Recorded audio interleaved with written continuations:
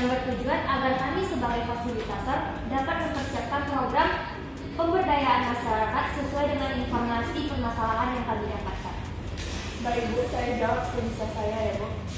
Yang pertama saya ingin menanyakan mengenai apa yang terjadi di anak-anak masyarakat sehingga mereka tidak bersekolah di saat waktunya sekolah. Anak-anak di sini sebagian besar banyak yang menjadi pengamen dan pemulung di jalanan daripada memilih untuk bersekolah. Sejak kapan ya Bu fenomena atau masalah ini terjadi? Sejak terjadinya kenaikan BBM 3 bulan yang lalu, mengakibatkan semua bahan pokok mahal dan pendapatan yang tidak sesuai dengan kebutuhan hidup sehari-hari. Di mana pusat dari banyaknya permasalahan anak putus sekolah ini Bu? Anak putus sekolah paling banyak di desa dekat pinggir sungai, pemukiman umum masyarakat pinggir kota sana Bu. Mengenai permasalahan pendidikan ini Bu, siapa sih yang paling terkena dampaknya menurut Ibu? Seluruh warga desa terkena kasusnya, anak-anak yang seharusnya masih masa bermain dengan teman-temannya. Kenapa hal seperti ini bisa terjadi Bu? Permasalahan ini terjadi dikarenakan minimnya pengetahuan kami sebagai masyarakat dan orang tua anak yang menganggap sekolah itu tidak begitu penting. Ditambah akhirnya juga memilih untuk tidak berminat sekolah dan lebih memilih mencari uang dengan cara mengamen. Mahalnya biaya pendidikan dan juga keterbatasan ekonomi yang pada akhirnya mengharuskan anak-anak beralih tidak bersekolah dan memilih untuk membantu orang tuanya mencari uang. Juga pendidikan dianggap tidak begitu penting untuk anak yang penting sudah bisa baca dan berhitung sudah cukup Bu. Jadi menurut Ibu, bagaimana sih solusi yang Ibu harapkan dari permasalahan ini?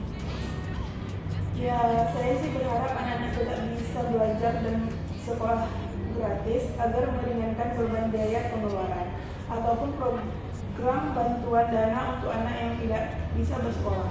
Kalau bisa ya Bu, pemerintah ikut menangani permasalahan ini. Lebih peduli pada anak-anak di sini biar bisa sekolah juga kayak anak-anak lain di kota. Baik, terima kasih banyak informasi Ibu. Jadi saya sebagai fasilitator bisa mempersiapkan program pemberdayaan apa yang bisa untuk mengatasi permasalahan. Sekian dari saya. Assalamualaikum warahmatullahi wabarakatuh. Waalaikumsalam warahmatullahi wabarakatuh. Assalamualaikum warahmatullahi wabarakatuh. Selamat siang semuanya. Waalaikumsalam warahmatullahi wabarakatuh. Saya Yuda Septiani akan menjadi moderator dalam diskusi kali ini dengan tema anak jalanan. Baiklah, materi kita akan disampaikan oleh fasilitator kita Sylvia. Kepada Sylvia, silakan. Baik, assalamualaikum warahmatullahi wabarakatuh. Waalaikumsalam warahmatullahi wabarakatuh. Nah, pada hari ini kita akan membahas mengenai anak jalanan perkotaan. Anak jalanan perkotaan ini memiliki latar belakang yaitu fenomena nyata bagian dari kehidupan dan merupakan fenomena nyata yang dapat menimbulkan permasalahan sosial yang kompleks. Mungkin materinya bisa dilihat oleh ibu-ibu sekalian.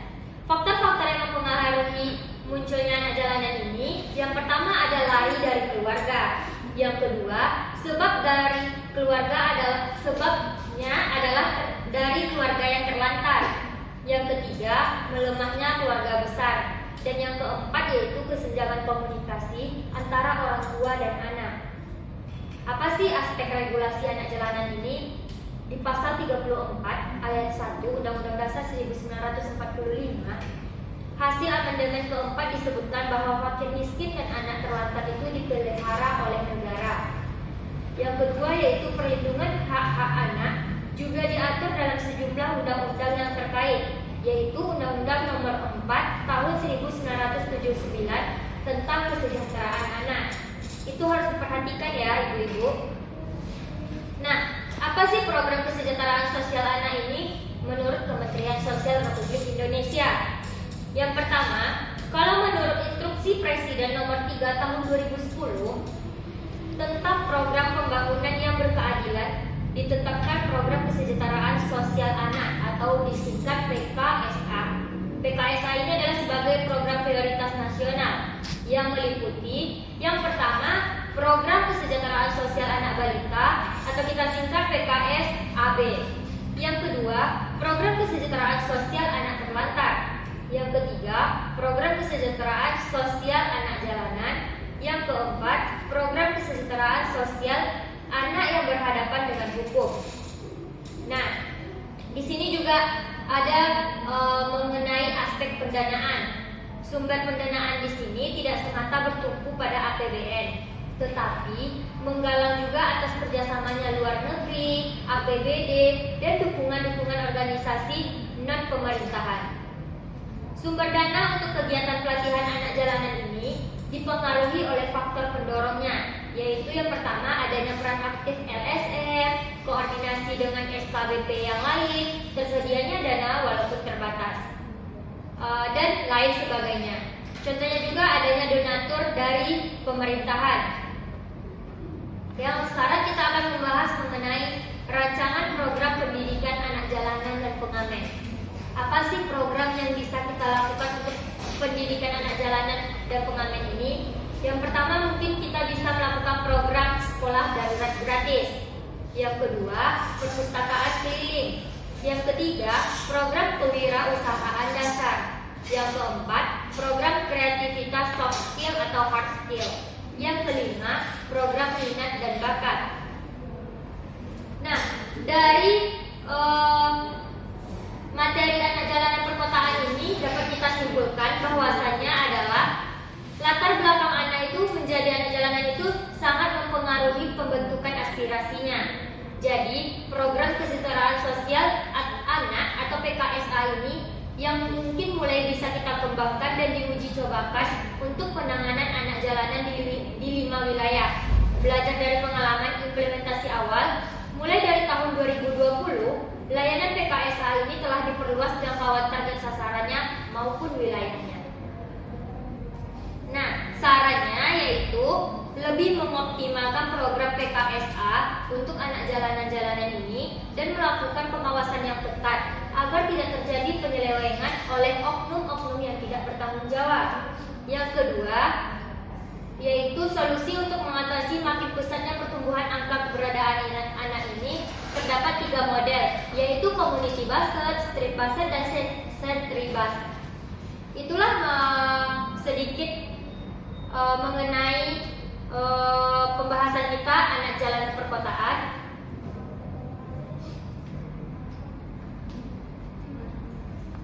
Mungkin untuk ini akan saya kembalikan ke moderator. Baik, itu tadi materi yang disampaikan oleh fasilitator kita mengenai permasalahan pada anak jalanan dan juga model program yang ditawarkan untuk bisa kita diskusikan mana yang paling efektif untuk kita aplikasikan pada sasaran kita, yaitu anak jalanan yang tidak menerima pendidikan.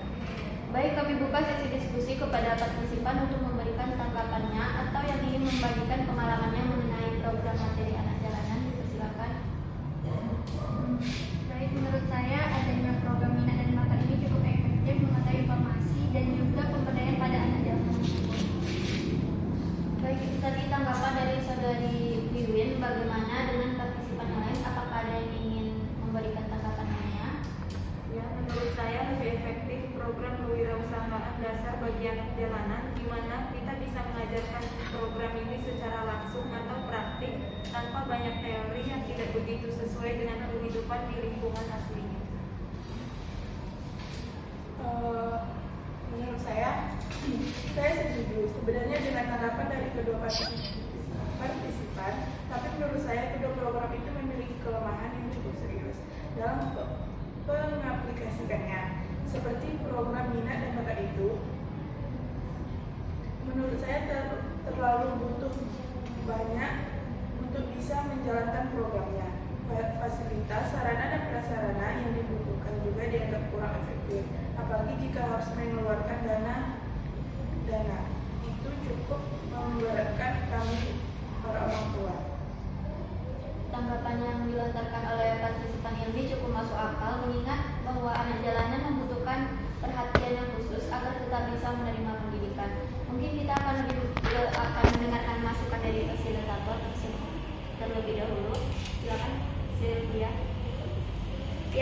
terima kasih moderator. Menurut saya, dari apa yang disampaikan Ilmi terkait kelemahan dari program minat dan bakat untuk pendidikan anak jalanan ini memang cukup untuk menjadikan perhatian khusus. Dan memang kendala sarana prasarana ini adalah menjadi masalah yang sangat besar yang harus kita cari bersama-sama untuk solusinya. Iya benar. Soal biaya tambahan yang harus dikeluarkan oleh kami orang tua untuk anak kami mengikuti program minat dan bakat, saya rasa kurang efektif. Apalagi kebutuhan hidup sehari-hari saya sudah cukup memberatkan kami. Baik, itu tadi beberapa tanggapan dan sanggahan dari beberapa partisipan. Bagaimana fasilitator menanggapinya? Baik, jadi seperti ini. Dalam program minat dan bakat terkait pendanaan, kami bekerja sama dengan lembaga sosial untuk memberikan pendidikan pada anak jalanan, sehingga nantinya anak jalanan bisa mendapatkan pendidikan yang sesuai nantinya. Anak jalanan juga bisa mendapatkan pendidikan yang sesuai dengan minat dan bakatnya, dan menjadi wabah pengembangan anak untuk mengasah bakat yang selama ini belum tereksploitasi dengan sempurna. Baik, saya agak setuju dengan apa yang disampaikan oleh moderator, bahwasannya itu cukup masuk akal dan bisa dipertimbangkan sesuai dengan rencana program yang akan dirancang oleh panitia. Dengan seperti apa sistem program minat dan bakat ini nantinya dapat berjalan efektif, sehingga diharapkan nantinya anak-anak kami dapat mengikuti pendidikan ini bebas dari biaya dan pembayaran kegiatan. Baik, fasilitator dan saudari Rina sudah memberikan penjelasan terhadap program yang akan dijalankan. Saya sebagai orang tua, anak berharap anak saya bisa tetap mendapat pendidikan meskipun dalam kondisi ekonomi yang sulit. Iya benar, saya juga setuju dengan program itu. Setelah dijelaskan oleh fasilitator dan saudari Rina, terima kasih. Bagaimana partisipan yang lain? Apakah ada yang masih keberatan atau ada pertanyaan yang janggal untuk anaknya mengikuti program pendidikan ini? Tidak ada moderator. Baiklah, itu tadi hasil diskusi kita. Disepakati bersama bahwa orang tua dan wali akan bersedia mengikuti program-program pendidikan anak jalanan dan pengamen untuk tetap belajar dan menuntut ilmu. Baik, terima kasih. Sampai di sini dulu program fokus diskusi kita kali ini dalam program pendidikan bagi anak jalanan dan pengamen. Saya akhiri. Wassalamualaikum warahmatullahi wabarakatuh. Waalaikumsalam warahmatullahi wabarakatuh. Itu tadi praktek dari fokus grup diskusi dan juga persiapan fasilitator dari kelompok kami. Lebih dan kurang kami mohon maaf. Kami akhiri. Wabillahi taufiq wal hidayah. Wassalamualaikum warahmatullahi wabarakatuh. Waalaikumsalam.